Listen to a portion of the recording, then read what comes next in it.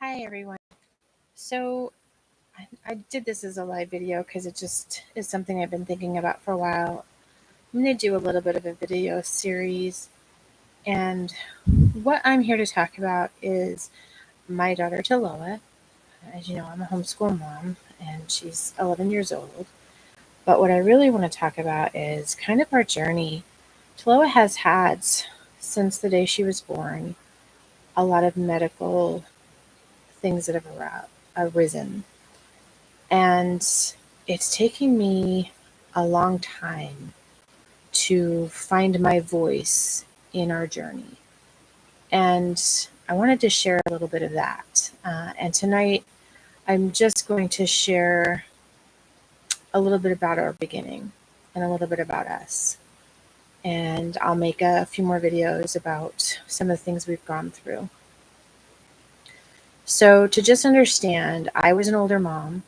Taloa is a child that I conceived through the use of a sperm donation program, which was amazing. Shout out to the California Cryobank. And I was an older mom. I was 43 when I decided to, I was 42 when I started to just start trying to conceive. I was 42. I was 43 when I conceived Taloa. In fact, I had just turned 43, and I conceived her a week later. And I was ecstatic. She was my rainbow. She was my second. She was a rainbow baby after a first attempt. I was not able to maintain that original pregnancy. And it was not an easy pregnancy, partially because I was a geriatric pregnancy at 43. I was relatively healthy when I became pregnant. I was fairly active. I did a lot of walking. I lived in Kauai, Hawaii at the time, and like I said, I was fairly active. And so I had high hopes, but because I had lost a baby, I was also very scared and very nervous. And because I was high risk, I had to continually fly over to the island, to the city of Honolulu, to the main hospital, because they wanted to monitor me closely at the fertility clinic with that second pregnancy. And honestly, in the beginning, that doctor constantly told me to be prepared that she was probably not viable. She wasn't growing as expected. And he kept telling me that for 3 months in the beginning of the pregnancy. I kept hearing how she was not growing as expected. And that was incredibly difficult and stressful to hear, especially after having lost one. And I had bought, I'm going to backtrack a little bit, with the California Cryobank, I had bought 6 vials. And my first 2 didn't take, my third one took. That was the baby I lost very early. I was only 5 weeks in when I lost that pregnancy, but that was incredibly hard at 5 weeks. And then I tried another time right away after I lost that one because I thought, well, the hormones were still there. I'd be able to get pregnant right away, but it didn't happen. And I took a break and I did another vial. Anyway, she was vial number 6, and if she didn't take, it was not meant to be, and that's how I looked at it. But I took a break before I tried to have her. I went on a trip to the mainland. I took a month off. I continued the hormone injections, but I didn't actually attempt to have her. I was doing hormone injections the whole time. She was not in vitro. She was intrauterine insemination. She was not in vitro because I just simply couldn't afford it. Insurance would only cover so much, and they would cover intrauterine, but they would not cover in vitro. And so, luckily, she took. Taking that month off, I think, relaxed me and put me back in the mindset of being at peace with whatever was going to happen was going to happen. Since she was my 6th vial, I set myself at peace with, if it was meant to be, it was meant to be. And, thank goodness I had her. But, there was fear there. And those first 3 months to hear, I didn't tell anybody right away other than my mom, who was with me at the time, that I was pregnant. because I had already lost one and I had told everybody the first pregnancy. So I didn't want to tell anybody the second one because I didn't want to have to face people again after having lost the first one. And to have a doctor, like I said, tell me the first 3 months, be prepared. She's not developing. We're not seeing the growth we'd like to see. There's a good chance she's not going to stay viable. Honestly, I know why he was telling me that was to prepare me, but honestly, I think it would have been better if he'd just not said anything, in hindsight. And that's one of the first times I didn't have a voice yet. I didn't have my voice to tell him, please don't tell me that. Please, I don't want to hear that. And I wish I would have had my voice because I think I would have been a lot less stressed. And things happened, and towards the end of the 3 months, he was like, okay, she's looking good. I think we're good. We're out of the woods. She's good. She's just small. And so, but she's good. And then I had a trip coming up that I had pre-planned, and I had asked him, and I was, I think, 3.5 months at this point. And I said, am I safe to travel? I don't want to risk her in any way, shape, or form. Should I just go ahead and cancel? And he said, no, you're perfectly safe. She's fine. You're good. You're going to be well past the danger mark of the 3 months. Don't worry about it. You're good. She's good. Everything's healthy. She looks good now. You're fine. And so I was like, okay. So I flew to the mainland to come see my dad, and I was really tired after the flight. And so my mom, who flew to the mainland with me to come see my dad and my brother, they were like, okay, well, the morning after we landed, we did I remember if we did a red eye because it was cheaper, but I think we did a red eye. And so they let me sleep. And so my mom went with my dad to his business, and I woke up later, like 10 o'clock in the morning or something. They let me sleep in, and I woke up and went and took a shower, and a blood clot released, and I thought I lost her. I thought I had killed my baby. No matter what the doctor had told me, my instant thought was that I had just lost my baby and that it was my fault because I flew to the mainland, that I should have known better. I shouldn't have risked it. I mean, it was all those thoughts were in my head because I had heard so much in the first beginning of the pregnancy that she wasn't viable and that she may not be viable, and that to don't get my hopes up.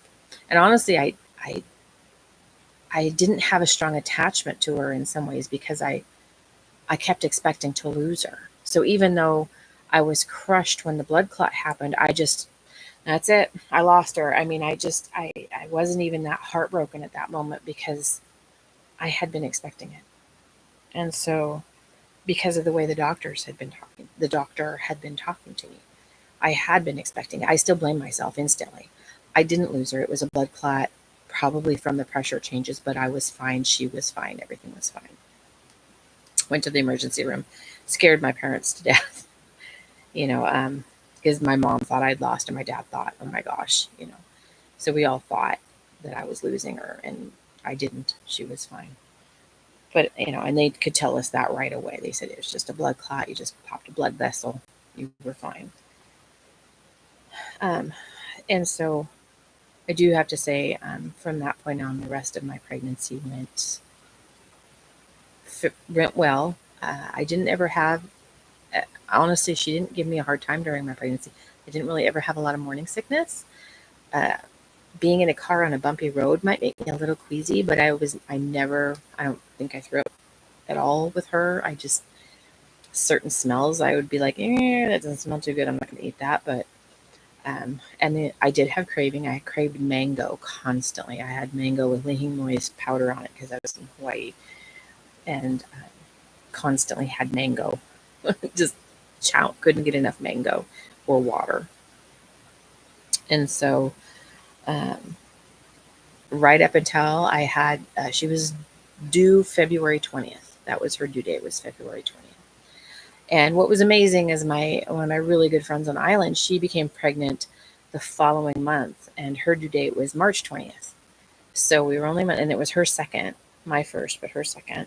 And so that was really amazing that we got to actually have a pregnancy journey together. That was awesome.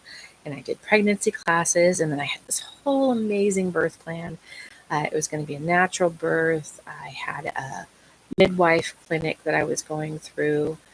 This really amazing place that's no longer in existence on Kauai. I was going to be actually the last person that was going to get to use their site because unfortunately the main midwife passed away mid-pregnancy for me, which was horrific for the family. And I was so grateful that they were even willing to continue with me because that was one of the saddest things. There's a lot that happened during my pregnancy, but um, nothing like what that family experienced. And so their generosity to continue to be open to letting me use their birthing center was amazing because it was actually on their house. And so I kept my midwife visits, I kept all my visits, and also monitored with a regular OB because I was geriatric pregnancy. So I kept both going just to try and be as safe as I could be. But I really wanted that natural water birth. Everything was planned. You know, um, I knew when, I knew where, and I was trying to eat as healthy as I could. I was, every little thing. No eating sandwiches because lunch meat is, you're at risk with listeria with lunch meat. You shouldn't eat lunch meat when you're pregnant. No caffeine. I cut out all caffeine immediately, or alcohol. Just anything that could put my baby at risk, I didn't eat. I tried to be so cautious with her on what I put in my mouth and everything. I didn't want to risk her at all. I was trying to do everything I could. And I had my baby shower scheduled for December. And just, when was it? No, I'm sorry. My baby shower was scheduled for January 15th. And super excited. January 15th was my baby shower. Another good friend put it on for me. It was an amazing baby shower. Thank you, Bambi. And I had an amazing time, and amazing group of people came to it, celebrated with me, and amazing gifts, and it was so awesome. And a week later, on January 19th, I was walking in to go to work because I worked with my mom at her alteration shop in Kauai. And as I'm walking in the door, let me backtrack a little bit. I'd been feeling like sciatica, which was the second time I'd felt it during my pregnancy. I had sciatica in my back, and so it's hard to walk, and I take a step and I get a sharp pain. And anyway, I go walking in and I feel a little bit like I peed, and I'm like, that's weird. I just peed a little bit. I didn't even think I had to. And I was like, well, that's weird. I'm like, yeah. Sciatica still hurts. Go about my business. Noon comes around. I'm going to run to the bank and get us lunch. I go to the bank, which is at the mall. I'm going to get us lunch. I go to walking out from the bank, and I'm like, it literally in the parking lot, and I can't take another step because the sciatica is so bad. And I pee my pants again, just a little bit. I'm like, what in the world? And I couldn't even take a step. I'm like, I'm blocking traffic because I can't take a step because that sciatica sharp pain, such a sharp pain. Like, that is so weird. All right. And I went away. And so I get in the car, go get Taco Bell, and drive back to our shop. And I tell my mom, I'm like, that's so weird. God, the sciatica is bad. I'm going to have to go see the chiropractor. I couldn't even take a step in the parking lot. I said, and I peed again. It was so embarrassing. And I said, I'm going to have to put a pad on. And she said, I think you ought to call the midwife. I'm like, why? And it's like, I feel fine. She says, I don't know. I just think you should call the midwife. I'm like, well, all right, but I feel fine. So I call my midwife, tell her what's going on. She says, it doesn't quite sound right. It almost sounds like you might be in labor. I'm like, no, I'm fine. Do you feel contractions? And I said, no, I don't feel anything. I feel fine. And that only happens when I'm walking. It's just sciatica. I'm fine. She says, well, let me call the main midwife nurse, the remaining one, not the one that had passed away. Calls her, calls me back. Tells me, Candy, we really think you need to go to the emergency room. We really think something's going on and that you should probably go get checked. I'm like, all right, well, I'm going to finish my lunch first. So I finish my lunch. I'm like, tell my mom, I'm like, well, they think I should go get checked. She's like, all right. So we close the shop and go to the emergency room. And I go to the emergency room, tell them what's going on. and they put her on monitor. They're like, well, okay, we'll get you up to OB. And they take me up to OB, and I explained, they're like, well, you're right. It's probably nothing. It's probably just sciatica. And like, you don't feel anything? I said, no, I don't feel anything. And she said, okay, well, and they swiped my panties. And she says, well, we got to swipe. That'll tell us if it was amniotic fluid. My water had broken. Um, and that was my water leaking out when I thought I had peed since 9 o'clock that morning. And so it was kind of 5 weeks early. And so she was premature, and she didn't come right away. My pregnancy, I didn't actually go into active labor, unfortunately. Even though my water had broken, I really wasn't in active labor. They had to give me Pitocin. My whole birth plan went out the window. It was really difficult. And yeah, it went out the window, which was really difficult to take. And they gave me Pitocin, which I disliked. And here's another place where I didn't have my voice. And I wanted to get up. I wanted to get up and walk around, and they wanted to keep the monitor on me. And I asked at one point, I'm like, can I get up? I had my ball there, my beach ball, and I had the midwife actually came into the hospital to help me while I was there, to help me try and progress. And I'm like, I just want to get out of this bed. And my back hurted. I was tired of laying there. I'm like, can I get up and be on my beach ball? And they're like, yeah. Well, I got up and I was rolling on my beach ball, or on, the big exercise ball, which felt so good. And they came in and flipped out, yelled at me because it was knocking the monitor loose. And they couldn't track the baby when I did it. And so they wouldn't let me do it. And, I honestly think if I'd been allowed to get up and move around, I probably would have progressed the pregnancy. I probably would have gone into more active labor. But they absolutely refused. They wanted me to lay down in that bed and not move. And anytime I shifted position, they'd lose the baby. And I think, it's really hard when you don't have your voice, when you don't use your voice in that medical setting. When I was 43, and you'd think, 43, you should be old enough to speak up for yourself. But you don't know how to speak up for yourself. Not everybody does. And I am someone who in some ways, I 100% trust people. And I 100% trusted those doctors. And really, I was wrong to do that. I should have 100% trusted myself first. And I knew if I could have just stood up. And standing up when I did, just that little bit of being on that ball felt so much better. My body relaxed. Well, that's the big thing about giving birth. You need to relax. And I wasn't relaxed laying on the hospital bed. Needless to say, I progressed.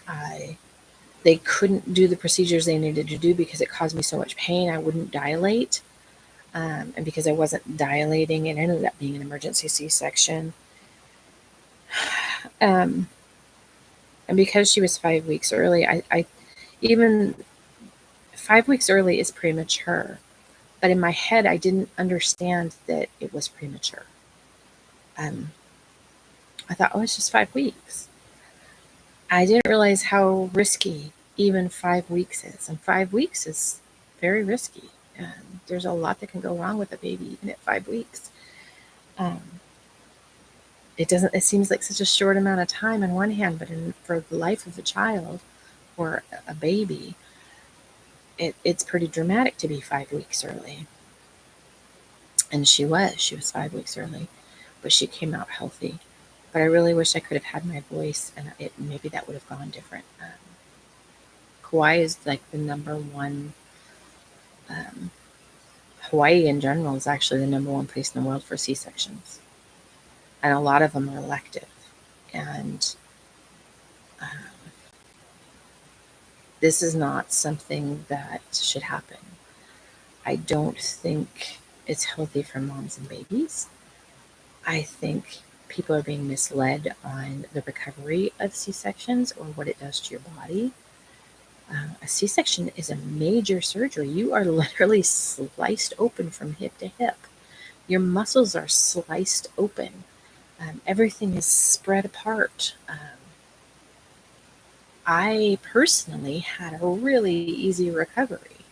You're 3 days in the hospital, and then, but because Taloa was premature and she did have some issues, which I'm going to talk about in another video, I was in there for 10 days. So I actually didn't have to do anything that put me at risk for 10 days. So I had a really easy recovery. I wasn't in a lot of pain. Wasn't really sore. I was tired, but I recovered really, really quick and didn't have any problems with my C-section. But I've known people that have had tons of pain, tons of problems. It's a very high risk thing. And I know girls, and I talk to girls on island that opted for it because the idea of a vaginal birth terrified them.